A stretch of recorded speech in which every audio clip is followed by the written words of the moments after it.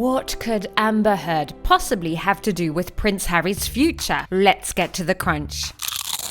You may think, why do we care about Amber Heard anymore? She is so 2022. However, the similarities between Meghan Markle and Heard's personality and relationships may just give us some insight into what is to come. Both Meghan Markle and Amber Heard claim to have had a similar upbringing. Both saw their parents working hard for a living, driving them to appreciate the value of money, arguably too much, each claiming to have worked from a young age as times were tough. Both Amber Heard and Meghan have been described by experts as narcissists, but more specifically, malignant narcissists. So what does this really mean? Where your everyday narcissist may use manipulative tactics to gain control of the people around them and fulfill their daily desires, malignant narcissists have bigger ideas. They will often select targets that they can control to propel themselves towards success. However, they will have no qualms around destroying their chosen vessel as soon as they have been used to capacity. This is why this particular category of narcissists are most likely psychopaths too, not sociopaths,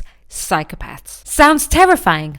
Well, it is. These narcissists are extremely dangerous. They are born with no empathy, and so the extent of the damage they may cause to a person and their reputation could be catastrophic. We have seen this example with Johnny Depp and Amber Heard. Amber used Johnny to further her status and career, and it worked. Nobody knew who she was until she married Johnny Depp. As soon as she has gained the fame and the glory, she needs to get rid of him, and so she tried.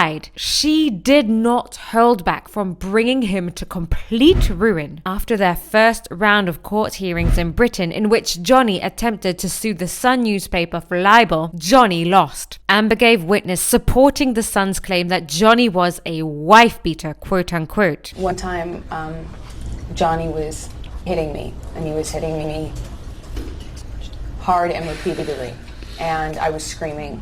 So it was a win for the Sun and a win for Amber Heard. Johnny was labeled a wife-beater and lost almost all of his contracts in Hollywood, including contracts with long-standing franchises, such as his role as Captain Jack Sparrow in Pirates of the Caribbean. Johnny's career imploded like we have rarely seen in Hollywood. Almost impossible to come back from that. But the reason this is important to discuss is to understand the extent in which a malignant narcissist is willing to go to ruin someone who has become no use to them. We then see in the following court case in America that Depp used to re-establish his reputation. Heard played even dirtier. She had built up an archive of material that she had secretly recorded of her ex-husband's worst private moments whilst the relationship was ongoing. She had secretly filmed and recorded most of their final months together. This is a calculated move. The point is that experts describe both Meghan and Amber Heard as having the same personality disorders. Both have been described as having histrionic personality disorder, or HPD. And as we have heard now thousands of times, they are narcissists. Histrionic means theatrical or melodramatic and tends to be more common in women. Can be learned or inherited and comes with intense, unstable emotions and distorted self-images. Quite an accurate way to describe Meghan for sure. What could this possibly mean for Prince Harry? Well, Harry takes the place of Depp in this scenario, but we have a long list of differences between the two men that make Harry's position significantly more unstable. Harry was born into his role as a prince. He has never had to work to obtain it. He has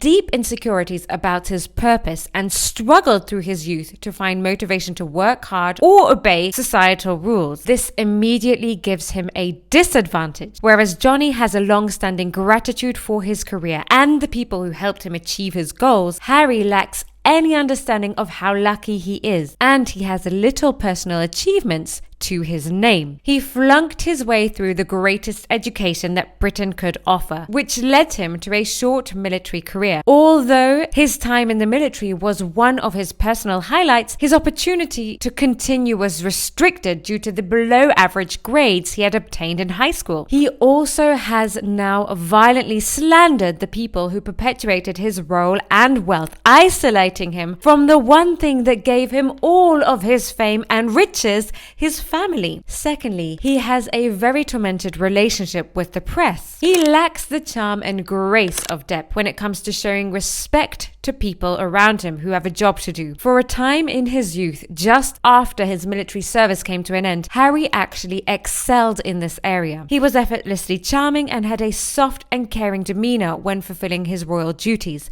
People drew the similarities between his presence and that of his mother, Princess Diana. But that all has changed. It is said that since Harry met Meghan Markle, he has become sharp and tense when out on press trips. He has lost that grace and warmth that his mother demonstrated effortlessly. This is one of the ways that Johnny managed to win back his fans and ultimately his career. Harry seems acutely unaware of the power that grace and gratitude can yield. Acutely unaware of how endearing that skill that he once shared briefly with his mother can be. Without the skills to communicate with the public, isolated from his family and in line with a dangerous narcissist, Harry is in an extremely vulnerable position. It saddens me to say that inevitably the day will come soon when Harry is no longer of use to Meghan. She will not only cast him aside, but she will take pleasure damaging his public image to make herself look like a victim. Expect her to use the most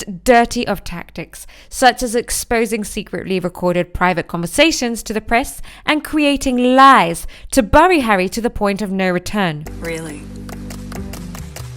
Unlike Johnny, Harry does not have the quick wit and charm to be able to defend himself. And his best line of defense, the royal family, may not be interested or feel safe enough to save him after everything he has done and said about them. These are dark thoughts, but the likeliness of this happening is unfortunately very high due to the expert analysis of Meghan's personality and through what we have seen happen to her in previous relationships. I genuinely hope that they will stay together to avoid the inevitable pain and suffering that Harry and the children would have to go through at the mercy of Meghan Markle. Let's get to the comments. Wendy says she's not going to divorce him. That's all she has to keep herself relevant. You could be right, but you know this. I think she will continue to find ways to keep herself relevant by associating herself with different people in positions of power. Now that we've got the measure of her and we know just what she is capable of, just how powerful she can be with regards to destroying relationships and getting what she wants, I believe she will get bored and move on to the next target. Maybe a different prince, maybe a high-flying businessman, but someone who will bring her more power and more credibility. In any case, the thought of her next move is quite terrifying. A happy girl says, I can't help thinking that it's a miracle they're not divorced already. Absolutely. Can you imagine how difficult it is to have a relationship where the whole world hates you and you have been distanced from all your family? All they've got is each other, and to be honest, that's not that brilliant. I just can't bear the thought of spending every single day with Meghan Markle. Betty Boop says one does not need to be a psychic to predict that the dastardly duo will split.